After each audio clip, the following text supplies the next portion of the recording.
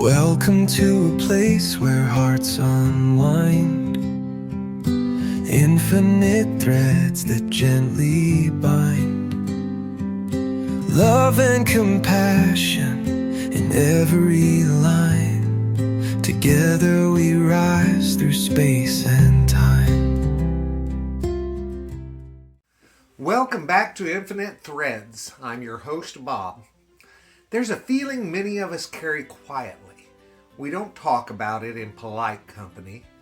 We try to breathe past it, pray it away, or push it down.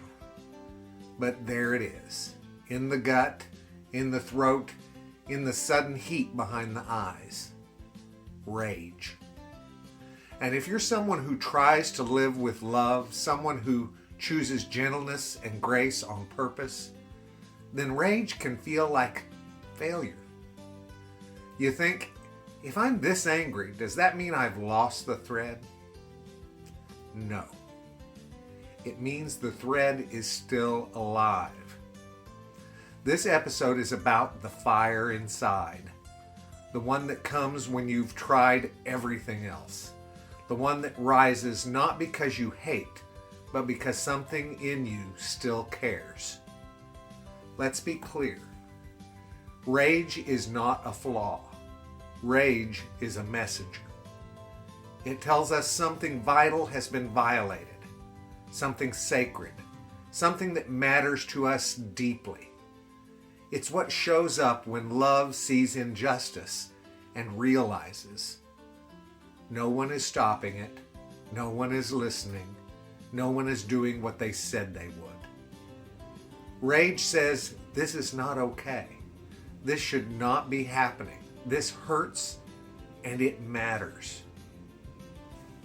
But here's the problem.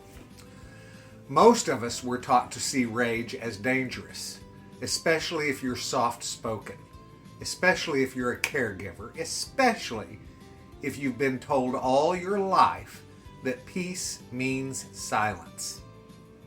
So you swallow it. You force it down. You smile through it. You try to stay spiritual, stay polite, stay calm. And every time you do that, you fracture yourself a little more.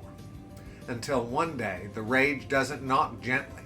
It kicks the door down. And you wonder, what's happening to me? Where did all this come from?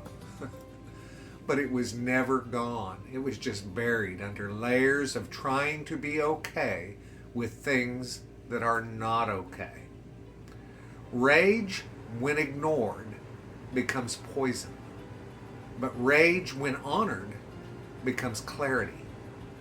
And the truth is, your rage has things to teach you. That you've stretched too far, that you've been too quiet for too long, or that your boundaries have been crossed, maybe for years. That your body remembers everything you tried to forgive without healing. That your soul has been keeping score, even when your mind tried to let it go. So what do you do with that fire? You don't let it consume you, but you also don't shame it. You listen to it. You breathe into it. You sit down beside it like a friend who's had enough.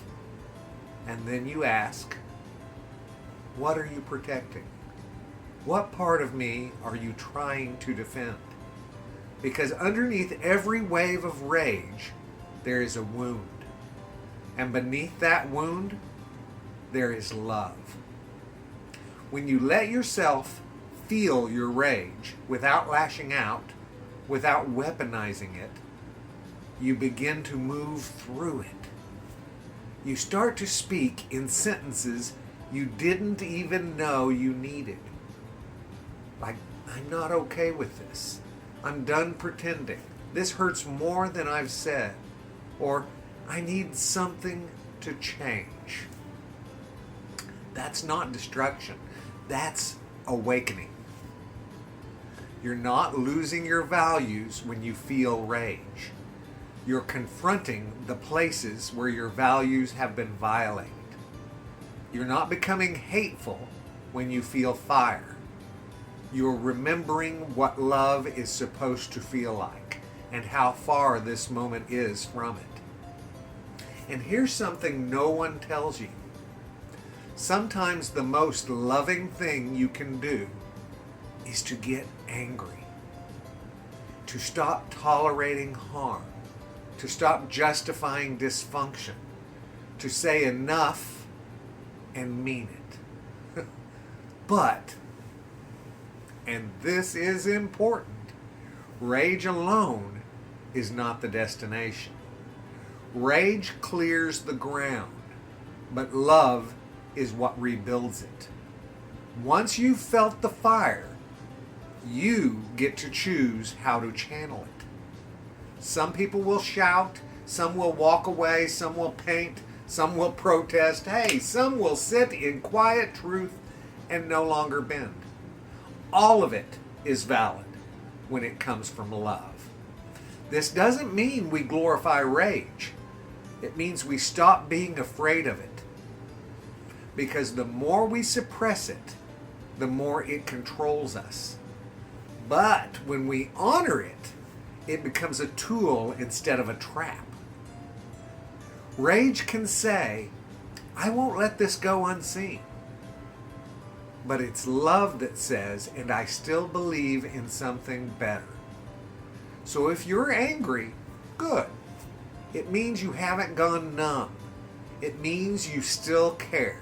And it means the thread is burning bright. Now let that fire illuminate the path, not to vengeance and not to bitterness, but to truth, to strength, to love that refuses to be quiet anymore. In our next episode, guys, we'll bring this all together. We'll talk about what it means to love clearly and fiercely in a world that doesn't always reward it. But today, let this truth settle in. You are not broken for feeling this rage. You are not less spiritual, less kind, or less whole. You are rising. You are remembering. You are learning how to love without erasing yourself to do it. I love you guys very, very, very much. And you know what I need you to do, right? Go out there and pass that on, all right? Later, Gators. Bye-bye.